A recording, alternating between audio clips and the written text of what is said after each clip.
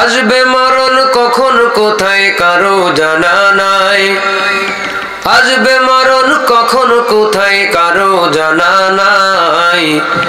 জানাজার নামাজের আগে নামাজ পড়ো ভাই, জানাজার নামাজের আগে নামাজ পড়ো ভাই, তোমার জানাজার নামাজের আগে নামাজ পড়ো ভাই। মুমিন হলো তারা ও ভাই যারা নামাজ পড়ে, অবিশ্বাসী বান্দা যারা থাকে দূরে সরে। মুমিন হলো তারা ও ভাই যারা নামাজ পড়ে, অবিশ্বাসী বান্দা যারা থাকে দূরে সরে। ব্যস্ততা ও কাজের মাঝে দাঁড়াও নামাজে নামাজে, ব্যস্ততা ও কাজের মাঝে দাঁড়াও নামাজে নামাজে। নামাজকে তাই এই সমাজে কায়েম করা চাই, তোমার জানাজার নামাজের আগে নামাজ পড়ো ভাই, তোমার জানাজার নামাজের আগে নামাজ পড়ো ভাই। ইমানদার মুসলমানের মতো আওয়াজ দিয়ে সকলেই শুকরিয়া আদায় করি আলহামদুলিল্লাহ। আলহামদুলিল্লাহ। একটু বলি আল্লাহু আকবার। আল্লাহু আকবার। হাত উঁচা করে বলেন আল্লাহু আকবার। বলেন বড় কে? আল্লাহ। সবাই আওয়াজ দেন বড় কে? আল্লাহ। আর কোন বড় আছে? আর কোন বড় হতে পারে? আইন চলবে কার? শান্তি আছে কার পথে? নারে তাকবীর। আমি আবারও তাকবীর দিব। এইবারের জবাবটা আপনারা আল্লাহু আকবার জোরে আরো বলতে হবে, এবং যার যার গরম জায়গা ছেড়ে আল্লাহর নামের তাজিমে একটু দাঁড়ায় যাব ইনশাআল্লাহ। বলেন ইনশাআল্লাহ। নারে তাকবীর, নারে তাকবীর। কোরআন সুন্নাহর আলো, কোরআন আছে যেখানে আমরা আছি সেখানে, কোরআন নাই যেখানে আমরা নাই সেখানে, আলেম ওলামা যেখানে আমরা আছি সেখানে। বলেন মারহাবা। মারহাবা। একটু দাঁড়ান, বসতে কইছি, পোলাপান বসার জন্য ব্যস্ত। কত মানুষের মাজা ব্যথা হয়ে গেছে, হাঁটু ব্যথা হয়ে গেছে, গিরে গাঁটটা ব্যথা হয়ে গেছে, একটু ব্যায়াম করে নিক তারপরে বসো। একটু নাড়াচড়া দেন, হাত পাও গিরে গাঁটটা যেখানে যা আছে একটু নাড়াচড়া দেন, দিয়ে সামনে আগায় আগায় বসে পড়েন। সামনে আগায় আপনার চিন্তা আপনি করেন মিয়া, সামনে আগায় আগায় বসে পড়েন। এই ফাঁকা জায়গাগুলো পূরণ করে দিয়েন মেহেরবানি করে, নতুন করে ফাঁকা রাখবেন না। রাস্তায় যারা আছেন চলে আসেন, অলরেডি চলে আসছে, তুমি কল লাগে অর্ধেক লোক চলেও আসছে। আর যারা আছে ওরা কেউ বাড়ি যাবে কেউ আসবে, যারা আসার তারা আসুক, যারা দাঁড়ানো তারা দাঁড়ান, ঠিক আছে? আসেন ও ভাই, ওই যে গাড়ি ঘোড়া যাইতে পারতেছে না, ইজি বাইক যাইতে পারতেছে না, দেখছেন? আপনারা আসেন না, আপনারা রাস্তায় মানুষের কষ্ট দেওয়া ঠিক না, এটা বান্দার হক নষ্ট হয়। খবরদার, রাস্তায় শুধু দাঁড়ানো না, রাস্তায় কেউ ধানের বিচলি শুকাইতে দিবেন না, তারপরে তিল শুকাইতে দিবেন না, ফসল আদি শুকাইতে দিবেন না, বিচলি নাড়বেন না, এটা জনগণের হক, ঠিক কিনা বলেন? ওয়াজ আগে এই জায়গায় হয়ে যাক, রাস্তার লোক নিচে আসেন, নিচে এসে দাঁড়াইলো, নিচে এসে দাঁড়ান, নাইলে বসেন। আসেন না কে? ওই দৌড় মারছে, দৌড় মারতে গেছি, এদিকে আয়, এদিকে। হ্যাঁ, একজন দাঁড়ায় আছে, তোমার আবার কি হয়েছে? তোমার আবার আলাদা করে বলতে হবে? আসো না কেন? সবাই আসছে, উনি একা দাঁড়ায় আছে, আবার বাড়ি চলে যাচ্ছে।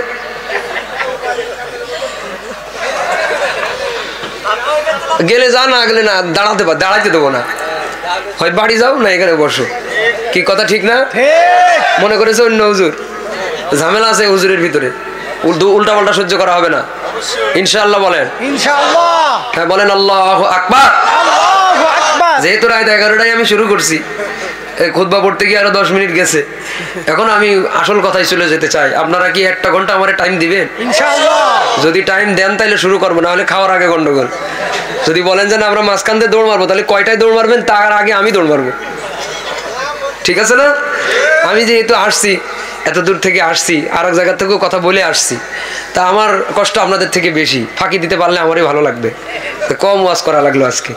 আর আপনারা যদি থাকেন তো আমি আসি। হাফিজুল ভাই আমার অনেক মহব্বত করে, এলাকার অন্য অন্য মাহফিল আমার সাথে সুযোগ পাইলে যায়ও।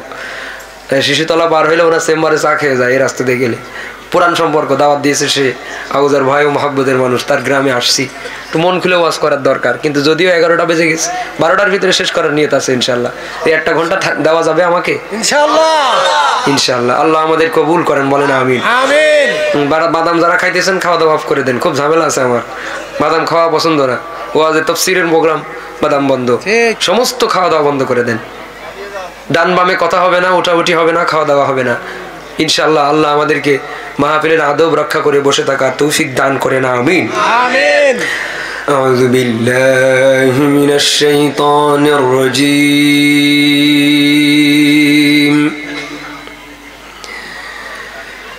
বিসমিল্লাহির রহমানির রহিম। আল্লাহু আকবার। ইয়া আইয়ুহাল্লাযীনা আমানু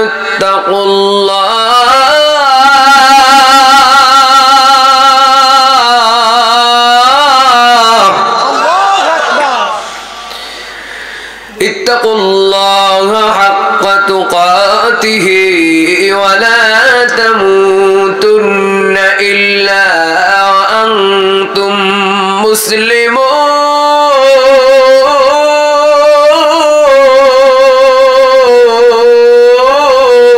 আল্লাহু আকবার। মুসলমান ভাইরা আমার, পর্দার আড়ালের সম্মানিতা মা বোনেরা, শিশুতলা চাকলা দারুল কোরআন হাফেজিয়া মাদ্রাসার আয়োজনে আজকের এই তৃতীয় বার্ষিক তাফসীরুল কোরআন মাহফিলে আল্লাহ তাআলা দুনিয়ার বিভিন্ন কাজ থেকে বিরত রেখে, বাঁচায় রেখে, সুস্থ রেখে আমাদের কবুল করেছেন। হায়াতে যদি না থাকতাম তাহলে এমন বরকতি মজলিসে বসার কোনো সুযোগ আমাদের ছিল না। আবার হায়াতে আছি কিন্তু দেশে নাই। বাংলাদেশের মতো এত ওয়াজ মাহফিল, এত কোরআনের দাওয়াত পৃথিবীর কোনো রাষ্ট্রে হয় না, ঠিক কিনা? যাদের সহ্য হয় না আল্লাহ তাদের দুপুরের খাবারও খাইতে দেয় নাই। আগামী বছরেও হয়তো এখানে একটা মাহফিল হবে, কিন্তু ওই মাহফিলে আমরা যারা আছি সবাই যে আগামী বছরের ওই মাহফিলে উপস্থিত হতে পারবো এমন কোনো গ্যারান্টি কিন্তু আমাদের কারো কাছে জানা নাই। কারণ আগামী বছরের ওই মাহফিলের সময় আমাদের অনেকের ঠিকানা হয়ে যেতে পারে 3.5 হাত কবর, 3.5 হাত মাটির ঘর, কারো আপন কারো পর, কারো হবে ফুলেরই বাগান, কারো বা হবে জাহান্নাম। 3.5 হাত মাটির ঘর, কারো আপন কারো পর, কারো হবে ফুলেরই বাগান, কারো বা হবে জাহান্নাম। আমল নামা সেদিন তোমার হবে ঘরের বাতি, আমল নামা সেদিন তোমার হবে ঘরের বাতি। ওই কবরে যেতে হবে, থাকবে না কেউ সাথী, কাফন আমার আপন, কবর আমার ঘাটি। ওই কবরে যেতে হবে, থাকবে না কেউ সাথী, ওই কবরে যেতে হবে, থাকবে না কেউ সাথী, ঠিক কিনা? মুসলমান ভাইরা আমার, পবিত্র কোরআন শরীফের সূরাত আলে ইমরান 102 নম্বর আয়াতে কারিমা থেকে আপনাদের খেদমতে তেলাওয়াত করেছি। যে কথা আমার নিজের হেদায়েতের ওসিলা হয়, এলাকাবাসীর হেদায়েতের ওসিলা হয়, কবরবাসীদের নাজাতের জরিয়া হয়, এমন দামি কথা অধম বান্দার জবান দ্বারা আল্লাহ তাআলা যেন দয়া করে কবুল করে নেন, বলেন আমিন আমিন। মুসলমান ভাইরা আমার, সূরা আলে ইমরানের 102 নম্বর আয়াতের ঠিকানা আমি আপনাদের সামনে বলেছি। আপনারা একটু বলেন তো আমার সাথে, কোন সূরার নাম বলেছি? সবাই বলেন, যারা কথা কন নাই পিছনে যারা আছেন সবাই বলেন কোন সূরা। একবার বলেন আল্লাহু আকবার, আল্লাহু আকবার। এরকম একটা আওয়াজ দিয়ে বলেন কোন সূরা। কিছু লোক এরপরেও বলবে না, কারণ জানে না, তা বলবে কেমনে? বলতেই পারে না, তা বলবে কেমনে? জীবনে কোনোদিন আলে ইমরান নামে একটা সূরা আছে কোনোদিন জানেও না, এজন্য বলাই দিল। ওর মুখ দিয়ে রিডিং বলাই তো আমার 10 মিনিট টাইম লাগবে, মস্ক করানো লাগবে, কারণ কোরআন শরীফের একটা সূরার নামটা পর্যন্ত জানে না। এটা হলো আজকের মুসলমানের সন্তান। মুসলমানের সন্তানেরা কোরআন শরীফের সূরার নামটাই জানে না, কয়টা পারা জানে না, কয়টা সূরা জানে না। আপনারা জানেন কয়টা পারা? কোন 30 পারা দেখছেন। তারপরও কয়েকজন লোকের মুখ বন্ধ। এমন একটা উঁচু চেয়ার আমারে দিয়েছেন যে সবার মুখ দেখা যায়, কার মুখ বন্ধ সব কিন্তু দেখা যায়। এই যে কোরআন শরীফের পারা যে 30টা, এটা জানে না, নবীর নামটাই তাই ঠিক মতো জানে না। ঢাকা ভার্সিটির টিএসসি চত্বরে এই ক্যামেরাম্যানদের মতো এক ব্লগ বানায়, একজনে ইসলামিক টাইপের বানায়, ক্যামেরা ধরছে একজনের কাছে, ঢাকা ভার্সিটির স্টুডেন্ট ধরে কয় ক আমাদের নবীর নাম কি? কয় কাজী নজরুল ইসলাম। ইজ্জত কি আছে আর? মুসলমানের সন্তান নবীর নাম জানে না। আজকের এই জামানার ভার্সিটিতে পড়া ছাত্র নবীর নাম জানলো না। আগের জামানায় ক্লাস 5 পড়তো না, কিন্তু কোরআন শরীফ পড়া জানতো। আমার এই সভাপতি সাহেবের মতো মুরব্বী বয়সে যারা আছে, ওনাদের শিক্ষার বয়স যখন ছিল, ওই সমাজে স্কুলে পড়তো, তাও কোরআন শরীফ পড়া শিখে বেরোইতো। শতকরা 66 জন মানুষ ওই সময় কোরআন শরীফ পড়তে পারতো, একটা জরিপে আসছি। আর এই ডিজিটাল জামানায় শতকরা 7 জন মানুষও কোরআন শরীফ পড়তে পারে না। কত উন্নতি জোয়ারের গল্প আমরা শুনলাম, কত উন্নতির জোয়ার, ফ্লাইওভারের জোয়ার, ব্রিজের জোয়ার ভেঙে ভেঙে পড়ে যায়। কত জোয়ারের গল্প আমরা শুনলাম, আসল জিনিসই তো হয় নাই। ঠিক না, আসল ঠিক না রেখে নকল বানায় বসে আছেন। 7 জন মানুষ কোরআন শরীফ পড়তে পারে না। যারাও বা কোরআন শরীফ পড়তে পারে, ওদের 2 দিন পর পর হেনস্থা করে, জঙ্গি আছে কিনা খুঁজে দেখ, মামলা দেয়, রিমান্ডে দে, তফসির করতে দিবি না, ওয়াজ করতে দিবি না।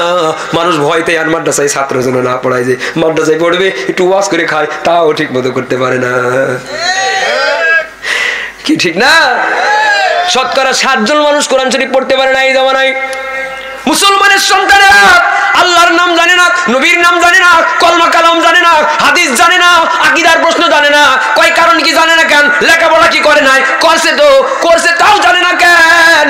করছে, লেখাপড়া করছে জানে না, বইয়ের মধ্যে নাই তাই জানে না। বইয়ের মধ্যে নাই তাই জানে না। বইয়ের মধ্যে নাই কেন? এক সময় ছিল এখন নাই, এক সময় ছিল এখন নাই করে দিল কে? নাই করে দিয়েছে দীপুমণি, নাই করে দিয়েছে নওফেল, নাই করে দিয়েছে স্কুলের দালাল। আমাদের শিক্ষা প্রণয়ন কমিটি, শিক্ষা সিলেবাস প্রণয়ন কমিটির মধ্যে সচিবের বেশে, মন্ত্রীর বেশে যারা ঢুকে গেছিল, সবগুলো ইন্ডিয়ার দালাদের 5 গোলাম। যে কারণে নওফেল দেখতো মুসলমানের সন্তান হতে পারে, দীপুমণি দেখতো মুসলমানের সন্তান হতে পারে, কিন্তু চিন্তা ভাবনা আর ভেতরটা পুরা মূর্তি পূজার সামসামিতে ভরা। এই ওয়াজ সেদিন আমি করছি ফরিদপুর ভাঙ্গা মহিলা রোডে, আমার এই ওয়াজ করতে দেয়নি। আপনি কোন দেশে আছেন? এখনো শিক্ষা সিলেবাস আমাদেরকে নাস্তিকবাদী বানাইছে, এই ওয়াজটা আমাদের করতে দেয় না। আয়াজক যে হুজুর, ইমাম সাহেব ও এসে কয় হুজুর বিতর্কিত ওয়াজ করেন না। আয়াজক হুজুর, পাবলিকের কি কব কোন? শিক্ষা সিলেবাস নাস্তিক বানাই দিল, হিন্দু আনি শিক্ষা সিলেবাস দিল, এই ওয়াজও করতে পারি না। এদের ওয়াজ মাহফিল দিতে কয় কেটা? কিসের ওয়াজ মাহফিল দেবে? কান্না ওয়াজ জীবনে বহুত শুনছেন, এখনো করব, কিন্তু ওয়াজ মানেই যে শুধু সব কান্নাকাটি করতে হবে। আপনি মুসলমান, আপনার বাপ হিন্দু হয়ে যায়, আপনার সন্তান খ্রিস্টান টাকার বিনিময় হয়ে যায়, আপনার সন্তান লেখাপড়া করে নাস্তিক হয়ে যায়, আপনি তসবিহ আর কান্নাকাটি নিয়ে বসে আছেন। তসবির টাইমে তসবিহ, মায়ের টাইমে পিঠের উপরে মাছ শুরু হয়ে যাবে, কথা কোন ঠিক কিনা? মুসলমান ভাইরা আমার, আমাদের স্কুলের বইগুলোর মধ্যে ছিল রব্বি জিদনি ইলমা, রব্বি শরহ লি সাদরি ওয়া ইয়াসসির লি আমরি ওয়াহলুল উকদাতাম মিন লিসানি ইয়াফকাহু কওলি। স্কুলের বইয়ের মধ্যে রব্বি শরহ লি সাদরি ছিল নাকি? এখন আছে? কে কেটে দিয়েছে? স্বৈরাচার। বলেন কে কেটে দিয়েছে? স্বৈরাচার। সবাই বলেন কে কেটেছে? স্বৈরাচার। কে কেটেছে? স্বৈরাচার কেটেছে। স্বৈরাচারের একটা গুরু আছে, সব স্বৈরাচারের মেন স্বৈরাচার যে, সে হলো ফেরাউন। ঠিক। ফেরাউন ছিল প্রথম স্বৈরাচার, ফেরাউন ছিল স্বৈরাচারদের জনক। ফেরাউন আগে বাদশা ছিল, প্রধানমন্ত্রী ছিল, রাজা ছিল, রাজত্ব করতে করতে বিরোধী দল সব মেরে ফেলে দিয়ে থাকে। এখন তার কাউন্টার দেওয়ার কেউ নাই। এখন প্রধানমন্ত্রীর আবার বাদশা রাজার আবার প্রমোশন কেমনে করবে? একজনে কয় খোদা দাবি করে, তো বিরোধী দল মেরে দিয়ে একা একা যখন কেউ নাই তখন হয়ে গেছে খোদা দাবি। ফেরাউন খোদা দাবি করার আগে যে যা ছিল তার নাম ছিল স্বৈরাচার। আর আমাদের দেশে স্বৈরাচারই করতে করতে হয়তো খোদা দাবি করার চান্স পাইতো না, কিন্তু মূর্তি পুজো করা ঠিকই আমাদের শিখাইতে চাইছিল। রাগ হইতেছে না? মুসলমান ভাইরা আমার, যে কারণে রব্বি শরহ লি সদরি আমাদের পড়তে দেয় নাই। বইয়ের থেকে আগে ওইটা কাটছে, কলমা কালাম কাটছে, হাদিস কাটছে, নবীর নাম কাটছে, বাপের নাম ঢুকাইছে।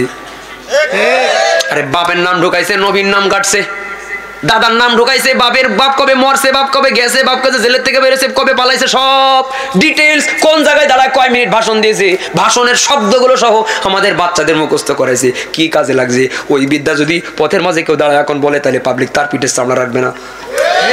যদি ওই বিদ্যা এখন কেউ কয় ওর বাপ কয় আগস্টে মরছে আর কয় আগস্টে বাইর হয়েছে, ওসব বিদ্যা মুখস্থ করায় করা ব্রেন গুলো নষ্ট করছে, এই কথা যদি কোনো ছাত্র এখন দাঁড়ায় বলে, জায়গা বুঝে না বলে, তাইলে পাবলিকের প্যাদানি কেউ বাড়ে আসবে। এমন বিদ্যা শিখাইছে যে মাথা নষ্ট করা ছাড়া কোনো কাজে আসে নাই। আওয়াজ দিয়ে কোন ঠিক কিনা? আমাদের সন্তানদের রব্বি শরহ লি শিখায় নাই কেন জানেন? এই দুয়ার একটা বরকত আছে। তার আগে কোন ছাত্র আছেন কারা কারা হাত উঁচু করেন? যে কোনো প্রতিষ্ঠানের। তুমি লেখাপড়া করো না? তুমি করো না? স্কুলেও পড়ো না? এত অল্প বয়সে বিয়ে করবো তাড়াতাড়ি? অল্প বয়সে সব লেখাপড়া বাদ দিয়ে হাত নামান। এদের একটা কঠিন একটা দোয়া শিখাবো, এমন দোয়া শিখাবো যে সারা জীবনে প্লাস পাবে এরা। সুবহানাল্লাহ বলো না? এত আস্তে সুবহানাল্লাহ শিখাবো না, জান সাবজেক্ট বাদ। ফ্রিতে এত দামি একটা দোয়া শিখাবো, তার সুবহানাল্লাহ কয়টা কৃপণতা করে। জীবনে কোনোদিন এ প্লাসের নিচে রেজাল্ট হবে না। যে আমলটা এখন শিখাইতে যাইতেছি আমি, ওয়াজের দাম কম তাও না কয় না। রব্বি শরহ লি সদরি 5 ওয়াক্ত নামাজের পড়ে সারা জীবন পড়া লাগবে, শুধু পরীক্ষার টাইমে পড়লে হবে না, কিন্তু সারা জিন্দেগি পড়া লাগবে।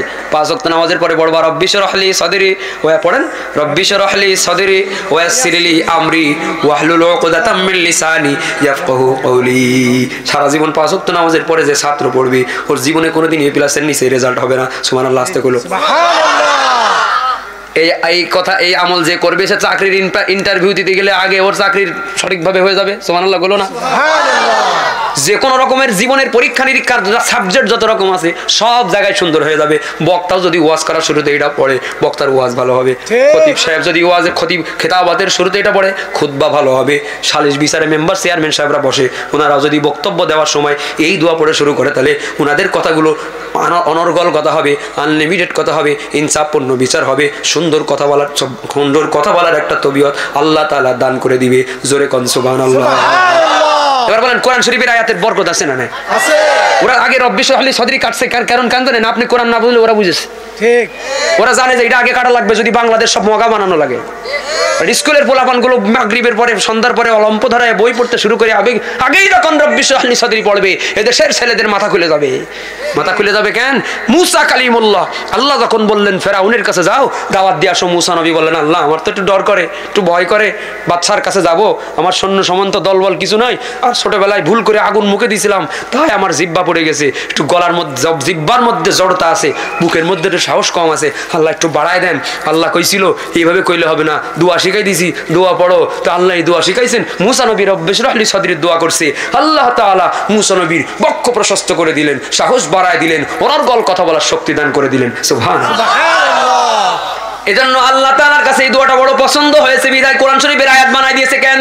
এজন্যই বানাইছে যেন বাংলাদেশের সব মানুষেরা, আল্লাহর সমস্ত বান্দা বান্দিরা এই আয়াতের আমল করে, তাহলে এরাও মুসা নবীর মতো সফল হয়ে যাইবি। আমরা যেন আয়াত পড়ে পড়ে লেখাপড়া শুরু করে সফল না হতে পারি, এজন্য দালালগুলা আগে বইয়ের উপর থেকে রব্বি শরহ লি কাটছি, রব্বি জিদনি ইলমা কাটছি, কাটার পরে সব মগা বানাই দিয়েছি। মগা বানাইছে কেমনে জানেন? রাগ হইেন না কেউ, পার্সোনালি নিয়েন না কেউ, এ প্লাসের সরাসরি আসে কিন্তু যোগ্যতার সরাসরি না। আপনাদের আমলে যে পরিমাণে এত পরিমাণে এ প্লাস ছিল, হ্যাঁ ফার্স্ট ডিভিশন আর কি, তখন এখন তার এ প্লাস না, এত ফার্স্ট ডিভিশন ছিল, হ্যাঁ 2-4 গ্রাম মিলে একটা ফার্স্ট ডিভিশন। এখন ঘরে ঘরে এ প্লাস, ঘরে ঘরে এ প্লাস, টাকা দিলেও এ প্লাস পাওয়া যায়, কথা কয় না? কত এরকম সিন্ডিকেটধারী শিক্ষকেরা গ্রেফতার হয়েছে, যারে টাকা মেরে দিলে ভার্সিটিতে চান্স হয়ে যায়, যারে টাকা মেরে দিলে এ প্লাস হয়, কিন্তু এ প্লাস রেজাল্ট তার মাদ্রাসা চালাইতো। জেনারেল শিক্ষক নেওয়ার সময় আমি নিয়োগপত্র দিয়েছিলাম, মাস্টার্স পাস লাগবে, মাস্টার্স পাস লোকেরা ইন্টারভিউ দিতে আসছে, কইছি নিজের নাম ঠিকানাটা লেখেন, নাম ঠিকানা লাগছে আমার প্রতিষ্ঠানের ক্লাস 3 ছাত্রের হাতের লেখা ওর থেকে ভালো, অথচ মাস্টার্স পাস করে বসে আস। বায়োডাটার মধ্যে দেখতেছি এ প্লাস আর এ প্লাস ম্যাট্রিক IIMBBS সবকিছুতে এ প্লাস আর এ প্লাস, কিন্তু হাতের লেখা আমার 3 ছাত্রের মতো বোঝা গেল তুমি এ প্লাস অর্জন করছো কিন্তু তোমার যোগ্যতা অর্জন হয় নাই। কথা কোন ঠিক কিনা? এ প্লাস দিলা কিন্তু যোগ্যতা দিলা না, অটো পাস দিলা, সৃজনশীলতা দিলা, কিন্তু লেখাপড়া করলো যোগ্যতা হলো না। কেন করছে জানেন? আমাদের ঠান্ডা করে রাখছে, আমাদের ঠান্ডা করে রাখছে। ওরা এ প্লাস যায়, এ প্লাস পেয়ে খুশি থাক। বড় ডাক্তার ওই দেশে হবে না, আমার দেশে হবে। বড় ইঞ্জিনিয়ার এই দেশে হবে না, ওই দেশে হবে। বড় গবেষক এই দেশে হবে না, বড় আবিষ্কারক এই দেশে হবে না, ওই দেশে হবে যেন নাকে দড়ি দিয়ে আমাদের ঘোরাইতে পারে। এজন্যে যখন আমরা কইছি ইন্ডিয়ার পণ্য বয়কট করলাম, তখন আমাদের বলছে না খেয়ে মরবি বাঙালি, আলু দেবো না, পেঁয়াজ দেবো না, ছাল দেবো না, মরিচ দেবো না, কিছু দেবো না, সব না খেয়ে মরবি। আমরা কইছি আল্লাহু খায়রুর রাজিকিন, আওয়াজ দিয়ে বলেন রিজিক দাতা কে? আমরা কইছি দিস নে, তুই কি খাওয়াইস নাকি? দাদাই খাওয়াই না, আল্লাহ খাওয়ায়। আমাদের কি এতদিন বলছে বিশ্ব বাজার মন্দা, এই জন্য ইন্ডিয়ারও দাম বেশি নাই, তোমাদেরও দাম বাড়ছে। এখন তো দেখি উল্টো, হাই রে হাই। এখন ইন্ডিয়াওয়ালারা যখন আমাদের, ভাই আপনারা আমার উপরে বিরক্ত না, ওই জন্য উঠেন কেন? আপনারা উঠেন কেন? হাই হ্যাঁ, এই ইন্ডিয়ার বিরুদ্ধে কথা কইতেছি, এটা যদি পার্সোনালি নেন তাহলে তো হবে না। তো ইন্ডিয়ার বিরুদ্ধে কথা কইছি, ওরা তো বেঈমান। বেঈমানের বিরুদ্ধে ওয়াজ মাহফিলে ওয়াজ করবো না? আর কথা কয় না, ওয়াজে ইমানদারদের প্রোগ্রামে বেঈমানদের বিরুদ্ধে ওয়াজ করবো না? আপনারা পার্সোনালি নিয়ে উঠে চলে যান কেন? কি সমস্যা? শেষ করে দিই, আল্লাহুম্মা আমিন। না না না, এত কষ্ট। ইমান ঠিক করেন, ইমান ঠিক করেন। আখলিস দীনাকা ইয়াকফিকাল আমালুল কলিল। আগে ইমান ঠিক করেন, আমল অল্প যথেষ্ট। আমি তো মাদ্রাসার মাহফিলে আসছি, কোরআন হাদিসের বিদ্যা নিয়ে কথা শুরু করছি। মাদ্রাসার মাহফিলে আসছি বিধায় শিক্ষা সিলেবাস না, আমাকে কথা বলতেই হবে। ঠিক কথা বলেন না কেন? বিষয়বস্তুর ভেতরে আসি। আপনারা যদি বিরক্ত হন তাহলে আমি আগে যাবো। শুরুতে তো কথা বলে দিস, আমার গাছে উঠে আপনি বাসই করে নিয়ে চলে যান, আমার শুরু করাই দিয়ে আপনি বাড়ি চলে যাবেন, তো ঠিক না? যদিও রাত অনেক হয়েছে, কিন্তু আমি তো কইছি 12টা, 11:30 তো বেজেই গেছে। শেষ ভালো যার, শেষ ভালো যার। রাগ হইতেছে না? আমাদের যখন বলছে এই আলু পেঁয়াজ কিচ্ছু দেবো না, না খেয়ে মরবা, আমরা বলছি দেখি কেমনে না খেয়ে মরে নিলাম না। আমরা সোজা আঙ্গুলে ঘি না উঠলে কি করলে জানি ঘি ওঠে, বাঁকা করে দিছি তো এমন সোজা হয়েছে। এখন উল্টো বলেন নে, আমরা কিছু নেবো না, বয়কট করছি কি নেওয়ার জন্য নাকি? এবার ওই দেশের কৃষকেরা ধানের বস্তা, চাউলের বস্তা, আলুর বস্তা, পেঁয়াজের বস্তা, ফসলের বস্তা পাকা রাস্তার উপরে এগুলো ছিটায় আর বলে ও নরেন্দ্র মোদী বাংলাদেশের কাস্টমার দাও। নরেন্দ্র মোদী কয় না, আমরা তো বয়কট করছি। কৃষকেরা কয় দাও, যদি না দাও তাহলে আমরা কৃষকেরা অনশন করলাম, না খেয়ে মরে যাব, কিন্তু বাংলাদেশের কাস্টমারের ভালোবাসা ছাড়া আমরা কেউ বাড়ি যাব না।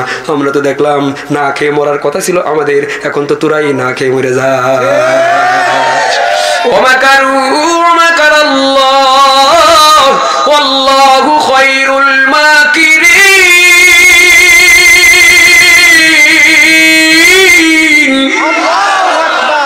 সিদ্ধান্ত বাস্তবায়ন হবে কার? ওরা একটা ষড়যন্ত্র করে আমাদের না খাইয়া মারতে রাখছিল, নাকে দড়ি দিয়া গোলাম বানায়া আমাদেরকে রাখতে চাইছিল। আল্লাহ তাআলা যে 5ই আগস্ট নামক একটা দিন বানায় রাখছে, ওরা জানে নাই ওই আগস্টে শুধু স্বৈরাচার পালাই নাই, আমাদেরকে স্বাধীনতা নষ্ট করে পরাধীনতার শৃঙ্খলে যারা বেঁধে রাখছিল, ওই শিকল ভেঙে দিল্লির শিকলই আমরা দিল্লি পাঠিয়ে দিয়েছি, ঠিক কিনা? আমাদের সাধারণ রোগীরা কেবল ওই দেশের চেন্নাইতে ট্রিটমেন্ট করার জন্য যাইতো। সব বয়কট করছিলাম, কিন্তু চেন্নাই যাওয়া সাথে ছিল আমাদের, কারণ দেশের ট্রিটমেন্ট ভালো না, উন্নত নাই। ওই রুগীদেরকে পর্যন্ত হেনস্থা করেছে, হোটেলের মধ্যে রুগীদেরকে হেনস্থা করে, ট্রেনের মধ্যে রুগীরা যায় রুগীদেরকে হেনস্থা করে, হাসপাতালের মধ্যে যায় ডাক্তাররা ভালো ট্রিটমেন্ট দেয় না, ফাঁকিবাজি করে। আমরা বলছি এবার তোদের ট্রিটমেন্টটাও বয়কট করলাম। ওরা বলে এবার কিন্তু বিনা চিকিৎসায় মরবি। আমরা কইছি মারার মালিক কে? জানের মালিক কে? আল্লাযী খালাকাল মাউতা ওয়াল হায়াতা লিয়াবলুয়াকুম আইয়ুকুম আহসানু আমালা ওয়া হুয়াল আজিজুল গফুর।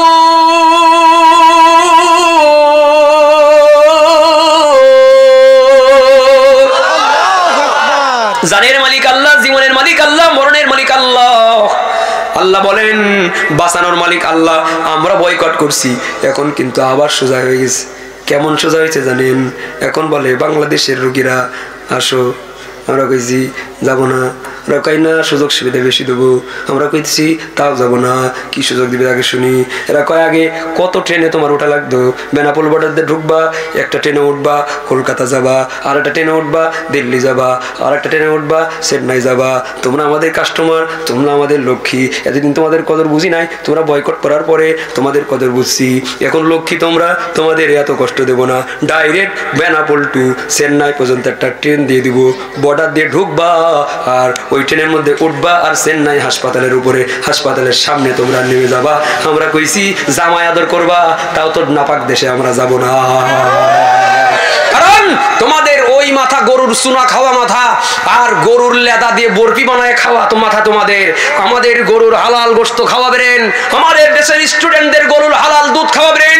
তোমাদের ওই নাপাক গরুর চুনা খাওয়া ব্রেন দিয়ে যদি বিশ্বের উন্নত ট্রিটমেন্টের ব্যবস্থা তোমরা করতে পারো, গরুর হালাল দুধ আর গরুর হালাল শক্তিশালী গোশত খাওয়াবেন আমাদের, দুধের থেকে উন্নত ট্রিটমেন্ট ব্যবস্থা হাসপাতাল এই মুসলমানের ব্রেন দিয়ে বের হবে। তোরা আসবি, তোদের সাহস নাই। কথা কোন ঠিক কি? জন্মের পরে কানে আজান কি দেয়নি, তুমি মৌলবাদী ছাড়া হওনি। জন্মের পরে কানে আজান কি দেয়নি, তুমি মৌলবাদী ছাড়া হওনি। তবে মরণের পরে জানাজা পড়াবে, মরণের পরে জানাজা পড়াবে, কখন কোথায় পালিয়ে যাবে। বিপ্লবী বিদ্রোহী মৌলবাদী কেন জঙ্গিবাদী, সত্যের পক্ষে গান গাই বলে আমি বিদ্রোহী, সত্যের পথে ডাকি বলি আমি বিপ্লবী। কোরআনের কথা বলি তাই বলে আমাকে মৌলবাদী, জিহাদের কথা বলি তাই বলে আমাকে জঙ্গিবাদী। বিপ্লবী বিদ্রোহী মৌলবাদী কেন জঙ্গিবাদী, বিপ্লবী বিদ্রোহী মৌলবাদী কেন জঙ্গিবাদী। তোমার হওয়া কোন? আর অর্ধেক টাইম ওয়াজ করবো, 33 বাজে তো 12টায় শেষ করবো, কিন্তু একবার আর একবার সিগন্যাল দিলাম। আপনারা আছেন বসে, যদিও যদি অনুমতি দেন তাইলে করবা, যদি অনুমতি না দেন তাহলে এখন শেষ করলে আমার কোনো আপত্তি, ঝামেলা নেই তো কোনো। আচ্ছা ঠিক আছে। হ্যাঁ আমার তো মেশিন। না না আমি 1 ঘন্টায় করবো ইনশাল্লাহ, আপনারা এতটুকু থাকলে আমি খুশি। আর একবার বলেন আল্লাহু আকবার। মুসলমান ভাইরা আমার, এই যে কোরআন শরীফের আয়াত যেটা পড়ছি আমি, সূরা আলে ইমরান, আল্লাহ তাআলা বলেছেন ইয়া আইয়ুহাল্লাযীনা আমানুত্তাকুল্লাহা হাক্কা তুকাতিহি ওয়া লা তামুতুন্না ইল্লা ওয়া আনতুম মুসলিমুন।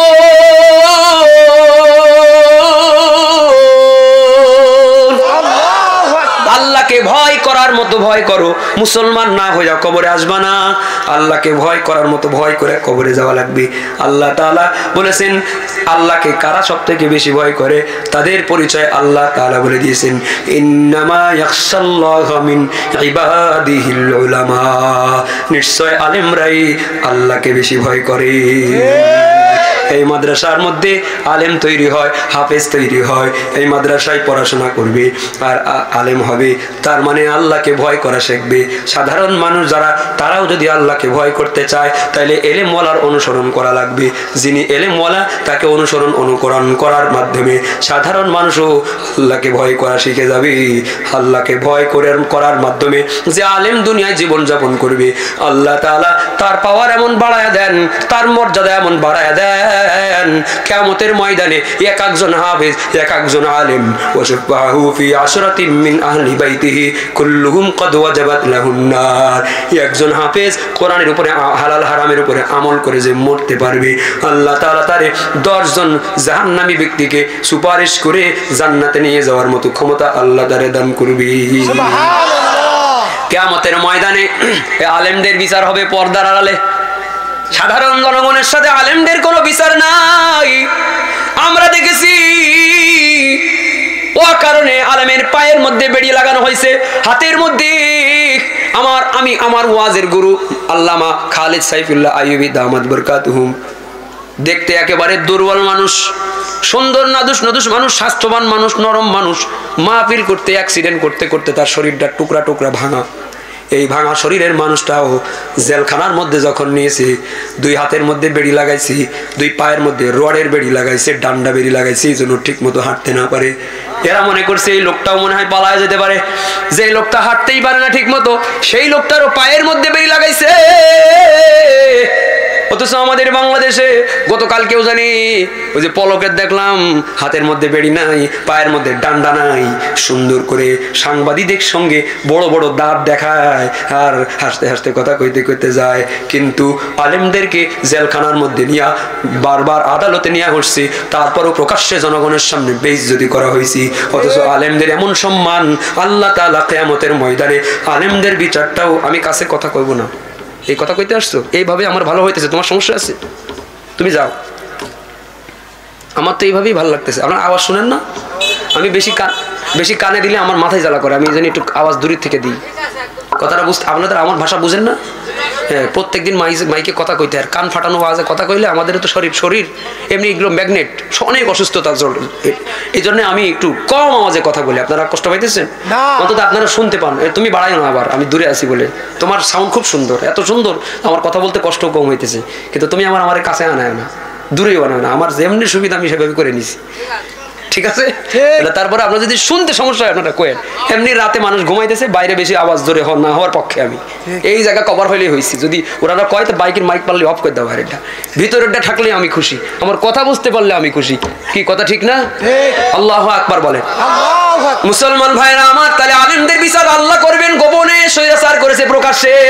কারণ পাওয়ার বেশি, আলেমের পাওয়ার বেশি। মাদ্রাসায় যে সন্তানটা আপনার পড়লো, বলেন পাওয়ার কম না বেশি? ওয়ালান নবী সাল্লাল্লাহু আলাইহি ওয়াসাল্লাম খায়রুকুম মান তাআল্লামাল কুরআন ওয়া আল্লামাহু। কোরআন শিখায় যারা দুনিয়ার মধ্যে, এরা হলো সবথেকে উত্তম। এইজন্য এই উত্তম যারা, আল্লাহর প্রিয় তারা, এদের সঙ্গে যারা ভালো ব্যবহার করে, আল্লাহ তাআলা তার মরণটা আসিয়ার মতো দেয়। এদের সঙ্গে যারা খারাপ আচরণ করে, ওর মরণটা ফেরাউনের মতো জিল্লতির মরণ দেয়। একটা উদাহরণ দেবো অংশটা বোঝানোর জন্য। উদাহরণটা শুনে আপনারা মনে করেন না যে হুজুর কত বড় একটা ঘটনা শুরু করছে। আসলে একটা অংশ বলবো এই ঘটনার থেকে, তাফসীরটা যেন আপনাদের বুঝতে সহজ হয়। আল্লাহর একজন নবী ছিলেন মুসা কালিমুল্লাহ, আল্লাহর সঙ্গে কথা বলতেন, এজন্য ওনার নাম হচ্ছে কালিমুল্লাহ। উনি যখন দুনিয়ায় আসবেন, আসার টাইম হলো, ফেরাউনের কাছে তার ধর্মের কোন একজন সামসা আলেম গিয়া বলল যে আপনি যে খোদা দাবি করছেন, আসল খোদা একটা নবী পাঠাবে, আসল খোদা একটা নবী পাঠাবে, সেই আসল নবী এসে আসল খোদার পক্ষে দাওয়াত দেবে, আপনার নকল খোদার পরিচয় সব বলে দেবে। এখন এই নকল খোদা ফেরাউন বলে, ক্ষমতায় আছি আমি, রেয়া পুলিশ বিডিআর সৈন্য সামন্ত সব আমার, জেলখানা সব আমার, সব কিছু নিয়ন্ত্রণে আমার, আর আমার রাজত্বের টাইমে আমার ভিতরে আবার কেউ একজন আমার বিপক্ষে কথা কইবে, সে আবার জন্ম নেবে। কেমনে জন্ম নেয় আমি দেখে নেব, আমার তো পাওয়ার কম নাই, কেমনে জন্ম নেয় আমি দেখে নেবো। কই কেমনে দেখে নিবা? দেশের মধ্যে 44 ধারা জারি করে দাও, কোনো পুরুষ মহিলা এক জায়গায় হতে পারবে না, কোনো পিটাপিটি এক জায়গায় হতে পারবে না, নিষেধ। হালাল বউ এক জায়গায় নিয়ে থাকতে পারে না। এদেশের মধ্যেও তো অবস্থা সেরকম যে বিয়ে করা কঠিন আর জেনা করা হারাম। যুবক মানুষেরা বিয়ে করতে পায় না, বাপ মারে সিগন্যাল দেয়, তাও বাপ মায় কয় খাওয়াবি কি, নিজের পায়ে দাঁড়া, লজ্জা করে না, 2 পয়সা ইনকাম করিস না, এখন বিয়ে করতে চাস। যুবকরা কথা কাও ঠিক কিনা? বাপ মায় কয় যে 2 পয়সা ইনকাম করিস না, খাওয়াবি কি, তোমারটা খাওয়াবে, সমস্যা কি? তুমি না আমার বাপ, তোমারটা কতজনে খায়, একটা বউ মারে খাওয়াবা, আর 2-4 বছর তাদের সমস্যা কি? কথা কাও যুবকরা ঠিক কিনা? বউ মারে তুমি 5 বছর খাওয়াও, তোমার ছেলেরা পরকিয়া করবে না, জেনা করবে না, পর্ন দেখবে না, কথা কয় না? তোমার ছেলে আকাম কোকাম করবে না, লেখাপড়া ভালো করে করবে, বউ ঘরের তে খুঁজাবে, রেজাল্ট যদি খারাপ হয় বালিশে জায়গা না, ছেলে আরো লেখাপড়া ভালো হবে। মুরব্বীরা কি মাইন্ড করতেছে না? লেখাপড়া ভালো হবে, সুন্দর রেজাল্ট হবে, সুন্দর জীবন যাপন করবে, আমল নামা ভালো থাকবে। আগে বিয়ে করো। এদেশের মধ্যে 16 বছরের মেয়ে বিয়ে হওয়ার টাইমে পাড়ার কোনো কুটনি মহিলা উপজেলার মধ্যে ইউনোর কাছে ফোন করে দেয়, ইউনো তার পরিষদ নিয়ে এসে 16 বছরের বয়সের মেয়ের বিয়ে আটকাই দিল। কিন্তু 14 ফেব্রুয়ারি জোহান পার্কে যাবে, যশোরের পার্কে যাবে, আশেপাশের পার্কে যাবে, গদখালি যাবে, বিভিন্ন জায়গায় যাবে, আর ছেলে মেয়েরা আকাম কুকাম করতে করতে ওই পার্কটা নাপাক বানায় ফেলবে। একটা পুলিশ সেদিন সার্চ দিয়েও খুঁজে পাওয়া যায় না, কথা কন ঠিক কিনা? বিয়ে বন্ধ করে আর জেনা বিচার চালু করে। এই কুফরি শক্তির কুফরি কি বলে, ব্রিটিশের আইনকে সংবিধান মেনে যতদিন এই দেশ চলবে এই ঝামেলা থেকেই যাবে। সমাজ ভাঙতে হবে, কোরআনের আইনে বাংলাদেশ হবে ঠিক কিনা? ইসলামী হুকুমত সাধনায় আমার, শাহাদাতে জীবনের কামনায় আমার। ইসলামী হুকুমত সাধনায় আমার, শাহাদাতে জীবনের কামনায় আমার। জীবনের বিনিময় রাশেদার যুগ ফিরাইয়ে দিতে এই ধরাতে আবার, ফিরাইয়ে দিতে এই ধরাতে আবার। লক্ষ জনতার এই তো আশা, হাজার বনের চোখে কাতর ভাষা। লক্ষ জনতার এই তো আশা, হাজার বনের চোখে কাতর ভাষা। পৃথিবীতে জালিমের গোষ্ঠী যত, ঘাড় ভেঙে ওদের কর চুরমার, ঘাড় ভেঙে ওদের কর চুরমার। ইসলামী হুকুমত সাধনায় আমার, শাহাদাতে জীবনের কামনায় আমার। ঠিক কিনা বলেন? কোন একদিন এদেশের আকাশে কালেমার পতাকা উড়বে,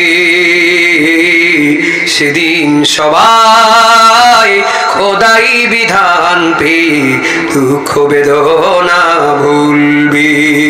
সেদিন আর হবে না হাহাকার, অন্যায় জুলুম অবিচার, থাকবে না অনাচার দুর্নীতি কদাচার, সকলে শান্তিতে থাকবে। সেদিন সবাই খোদাই বিধান পেয়ে দুঃখ বেদনা ভুলবি। কথা ঠিক কিনা বলে? মুসলমান ভাইরা আমার, এজন্য আল্লাহ তাআলা আলেমদেরকে দুনিয়ায় কেমন সম্মানিত করেছেন, তাদের সঙ্গে সম্মান দিলে হবে না কি? উদাহরণ দিতে গিয়া মুসা কালিমুল্লাহর কথা শুরু করেছিলাম। এলাকার মধ্যে ফরমান জারি করে দিল, কমান মনিটর কমান, এলাকার মধ্যে ফরমান জারি করে দিল কোন পুরুষ মহিলা এক জায়গায় হতে পারবে না। আল্লাহ তাআলা যাকে নিয়ে আসবেন তারে ঠেকানোর ক্ষমতা কারো আছে? আল্লাহ তাআলা যারে নিয়ে আসবে তারে ঠেকানোর ক্ষমতা কারো নাই। যে প্রশাসনের লোক রাতে একা একা বাড়ি, রাতে একা একা পুরুষ মহিলা এক জায়গায় হলো কিনা পাহারা দেয়, সবাই আলাদা আলাদা ঘুম পাড়ায় দিয়া প্রশাসনের একজন নিজেই মনে করে আমি যদি আমার হালাল বউয়ের কাছে যাই তাহলে ঠেকাইটাকে না, আমি নিজেই তো পুলিশ, আমি নিজেই তো প্রশাসন, আমার আর ঠেকাবে কে? এই লোকটা তখন, এই বসো পিছনে বসো, দাঁড়ালো, এই লোকটা তখন নিজের হালাল বউয়ের কাছে যায়। আল্লাহ তাআলা ওই রাতের মধ্যে তার স্ত্রীর গর্ভে আল্লাহ মুসা পয়গম্বর পাঠায় দেয়। ঘটনাটা বুঝলেন? ওরা চাইছিল মুসা নবীর দুনিয়ায় আসা ঠেকাইতে, মনিটর কমাই দেন, প্যান প্যান বন্ধ হয়ে যাবে। ওরা চাইছিল মুসা পয়গম্বর দুনিয়ায় আসতে দিবে না, কিন্তু আল্লাহ চাইছেন। সফল হয়েছে কারটা? সবাই বলেন, আরো জোরে বলেন। যুগে যুগে ওরা চাইছিল 41 সাল, আল্লাহ চাইছে 24 সাল, তাও পুরো বছর না। সফল হবে কারটা?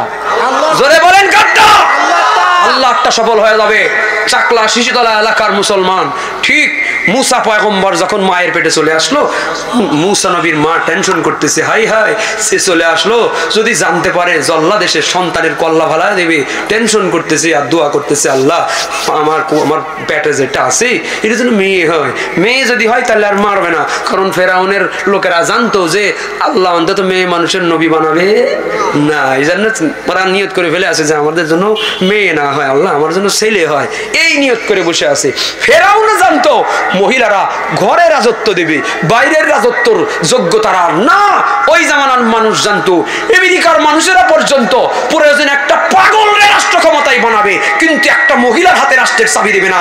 বাঙালি 90% মুসলমানের দাবি করি ডাইরেক্ট কোনাদের সাথে সংঘর্ষ, বিটি মানুষ শাসক আমরা বানাই। কথা কোন ঠিক কিনা?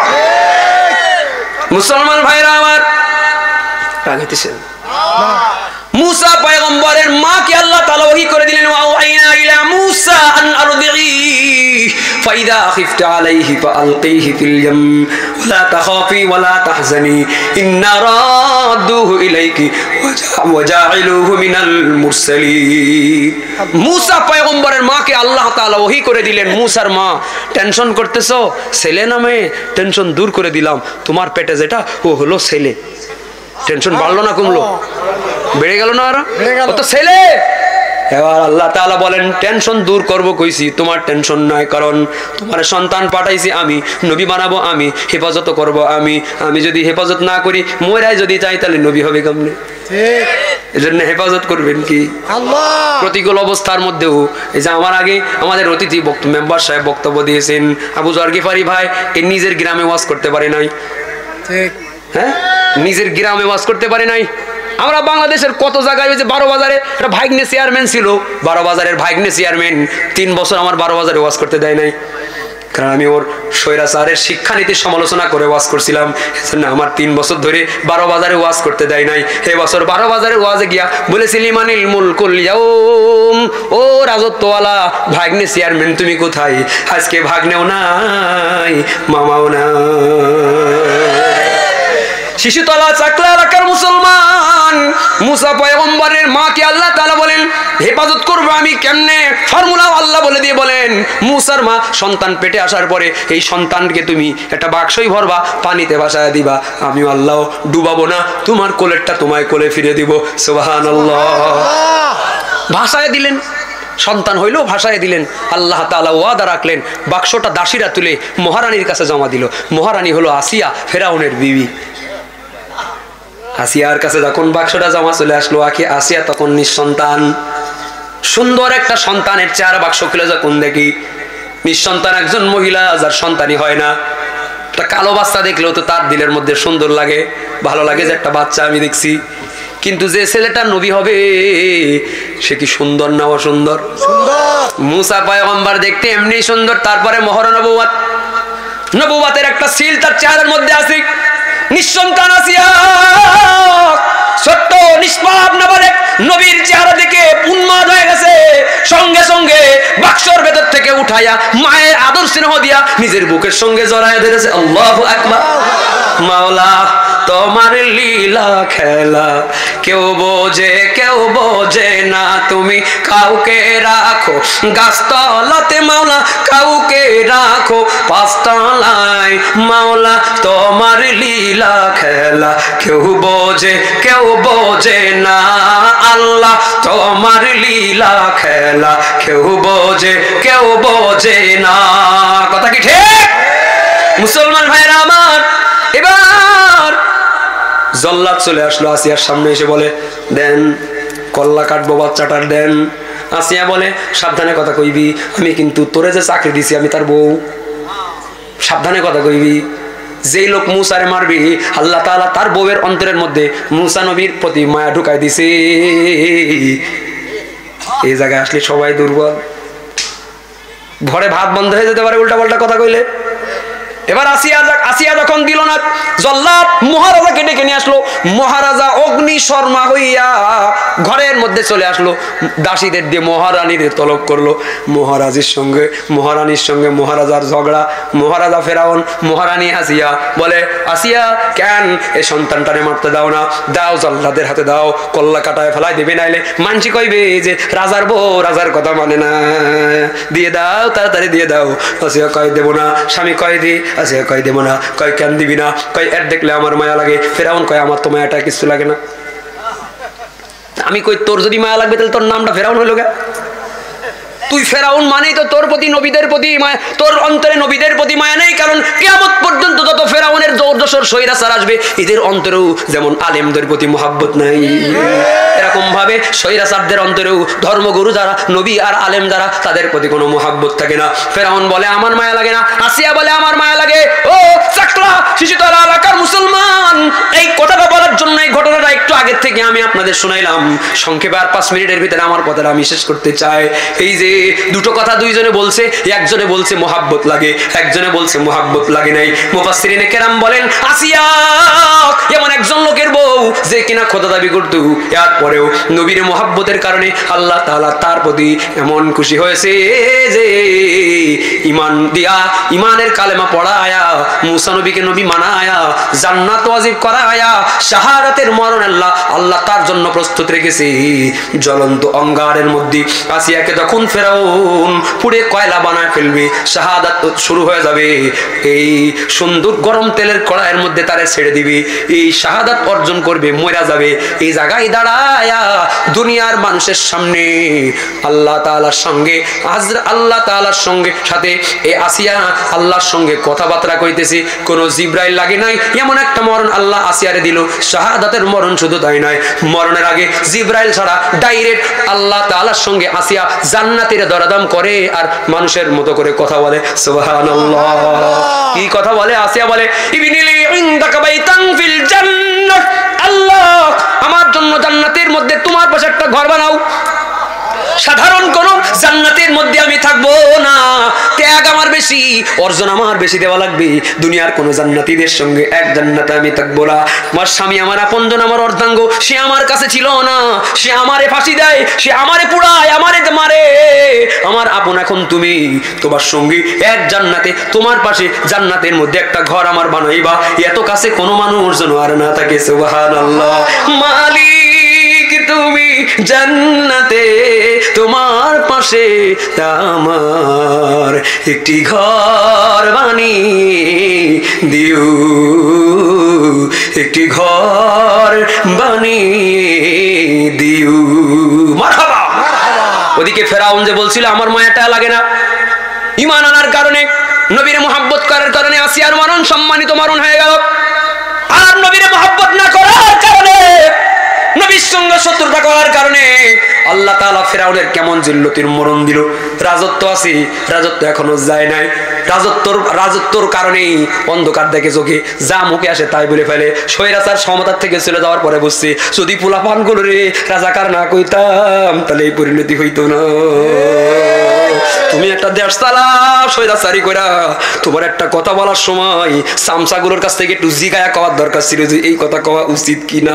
তোমার তো প্রত্যেকটা নিঃশ্বাস ভাবগতি নিয়ে বলার দরকার ছিল। ক্ষমতার কারণে অন্ধ হয়ে গেছো তো, বাচ্চাদেরকে যখন রাজাকার বানায় দিয়েছো, তখন এই বাচ্চারা কে কোন দল করে, কে কোন তরিকা করে আর দেখে নাই। আমার জনসাধারণ, ছোট বড় বাপ মায়ের ছেলেদের শিকল দিয়ে ঘরের মধ্যে রাখতে পারি নাই, সবাই রাজপথে চলে আসছে। স্বৈরাচারের পতন হয়ে গেছি। ফেরাউন এরকম ক্ষমতার কারণে অন্ধকার হয়ে অন্ধ হয়ে গেছে। মুসা নবীকে আল্লাহ তাআলা পানির ভিতর দিয়ে রাস্তা বানিয়ে নিয়ে যায়। স্বৈরাচারের মনে নাই, ফেরাউনের মনে নাই যে আমার জন্য ওই রাস্তা না, ওর জন্য ওই রাস্তা। এজন্য দে যাব ওর রাস্তা দিয়ে আমি যাবো, ও জানে না যে এই রাস্তা ওর জন্য পানি, মুসার জন্য রাস্তা। অন্ধ হয়ে গেছে ক্ষমতায়, দম্বের কারণে বুঝতে পারে নাই। মুসা নবী পার হয়ে গেল, ফেরাউন এখন রাস্তার মাঝখান পর্যন্ত, নদীর মাঝখানে আসলো।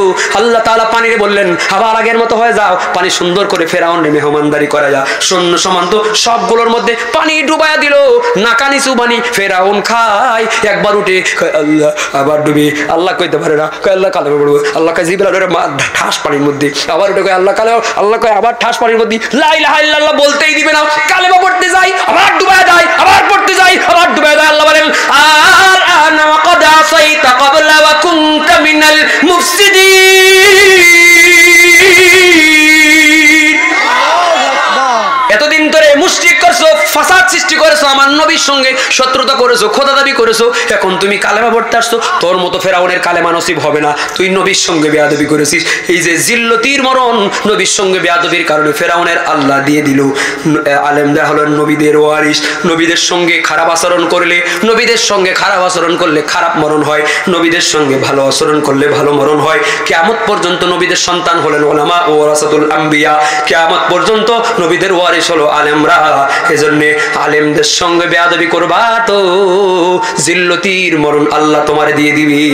তার প্রমাণ হলো ডিবি হারুন কত পাওয়ারের একটা লোক ছিল রে, কিন্তু স্বৈরাচার ডিবি হারুনের মাধ্যমে আলেমদেরকে প্রশাসনিক যত রকম কাম কাজ করাইতো।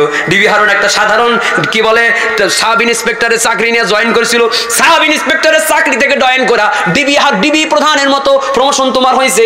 এক একটা আলেম পিঠায় আর এক একটা প্রমোশন হয়, এক একটা আলেমের সঙ্গে বেয়াদবি করার এক একটা পিঠায়। মনে করতেছে আমার প্রমোশন টাকাইকে আমি কি না কি হয়ে পড়ছি, আলেমের সঙ্গে বেয়াদবি করবা। যে কারণে আল্লাহ তাআলা স্বৈরাচারের পতনের আগে ডিবি হারুন রে পৃথিবীবাসীর সামনে ল্যাংটা বানাইয়া ইজ্জত মাইরা দিছি। কি কথা ঠিক না? আলেমের গায়ের মধ্যে কারেন্ট থাকে, কারেন্টে হাত দিলে যেমন সিটকে তোমারে ফেলে দিবে, আলেমদের গায়ের মধ্যে কেউ ভবিষ্যতে হাত দেওয়ার চেষ্টা করবা।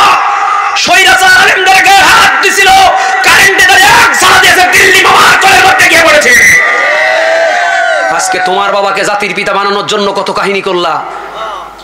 আমি গতকালকেও খাগড়াছড়ি থেকে ফিরতেছি, আসার পথে পদ্মা সেতুতে উঠি, আমার সাথে আমার আরেকটা শিষ্য ছিল শিল্পী আমাদের, আমি ওরে দেখাইতেছি, ও তো আমার সাথে দু এক জায়গায় ওয়াজ শুনে, আমি ওর প্রমাণ দিতেছি আর কি। আপনারা থাকলে আপনাদের না দেখাইতাম, ওরে প্রমাণ দিলাম। আমি বললাম এই আমি না কইছি পদ্মা সেতুতে একটা লেখা আছে, এই দেখ সেই লেখাটা কি, পদ্মা সেতুতে ওঠার সময় আগে লেখা পড়তাম জাতির পিতা শেখ মুজিব এক্সপ্রেস ওয়ে। আপনারা বলেন জাতির পিতাকে, আচ্ছা এই ওয়াজ করতে আমার আর 5টা মিনিট লাগবে, আমার 12টা বাজবে, তা কোনো সমস্যা আছে? না 5টা মিনিট করলে কি রাগ হবেন আপনারা? বলেন জাতির পিতাকে।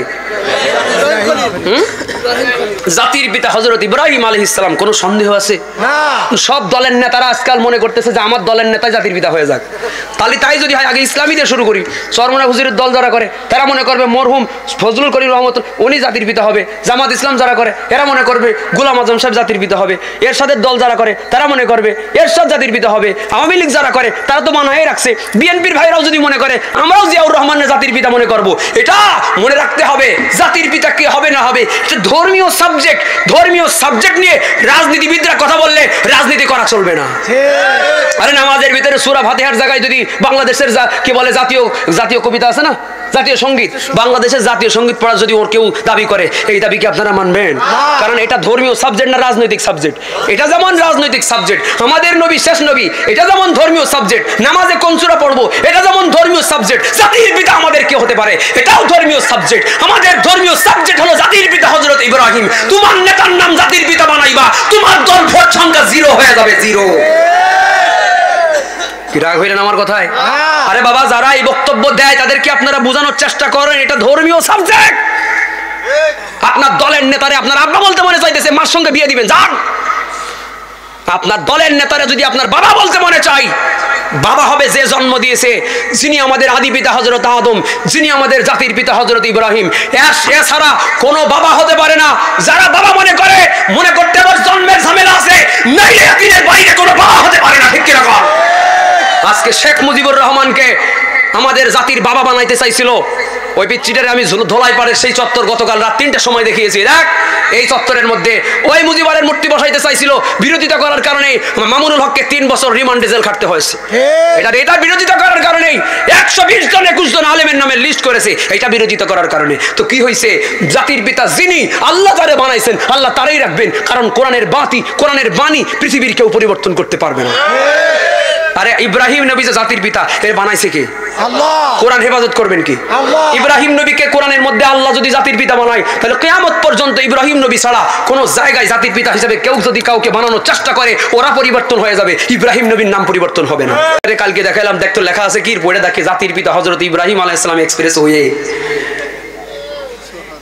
ওখানে কয়েক মাস আগেও ছিল শেখ মুজিব এক্সপ্রেস ওয়ে, এখন সেখানে লেখা আছে জাতির পিতা এক্সপ্রেস, জাতির পিতা হযরত ইব্রাহিম আলাইহিস সালাম এক্সপ্রেস ওয়ে। বুঝা গেল কোরআন সংরক্ষণ আল্লাহই করবে। যারা রাজনীতি করেন রাজনীতির জায়গায় করবেন। আমরাও জানি গরম ওয়াজ করলে আমাদের আবারও রিমান্ডে যাওয়া লাগতে পারে, আবারও জেলখানায় যাওয়া লাগতে পারে, কিন্তু আমরা একটা চাকরির ভয় করি। আমরা ওয়ারাসাতুল আম্বিয়ার চাকরি নিছি, নবী আমাদেরকে ও নবীর ওয়ারিসের চাকরি দিয়েছেন।